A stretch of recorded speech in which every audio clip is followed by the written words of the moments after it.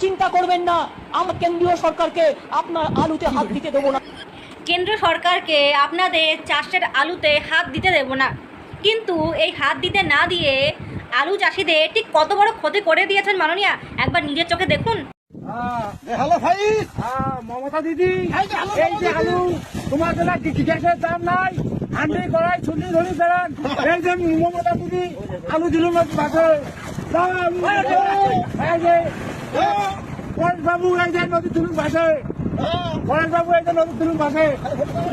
দেখুন কত উন্নয়ন করেছেন আমাদের মাননীয় মুখ্যমন্ত্রী মমতা বন্দ্যোপাধ্যায়।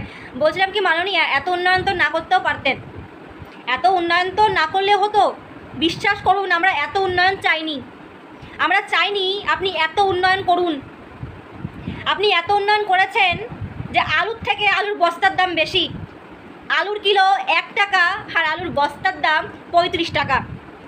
আমি জানি না যে তৃণমূল কংগ্রেস এই ভিডিও দেখে শিক্ষা নেবে কিনা, তাদের একটু লজ্জা হবে কিনা। আমাদের পশ্চিমবঙ্গের জনগণের মাথার উপর থেকে কেন্দ্রের হাত সরিয়ে দিয়ে মাননীয় জি কত বড় ক্ষতি করেছেন একবার নিজের চোখে দেখুন। আজকে আলু চাষিদের সুইসাইড করা ছাড়া আর অন্য কোনো উপায় নেই। আমি জানতে চাই যে ওরা খাবে কি? আপনার 1,500 টাকা লক্ষ্মীর ভাণ্ডার এবং 1,500 টাকা বেকার ভাতায় তাদের পেট ভরবে না। এই হচ্ছে তৃণমূল কংগ্রেসের উন্নয়নের ছিরি, মানে কিছু বলার নেই। জাস্ট যাই হোক, ভিডিওটা শেয়ার করবেন এবং চ্যানেলে নতুন হলে অবশ্যই চ্যানেলটা ফলো করে রাখবেন।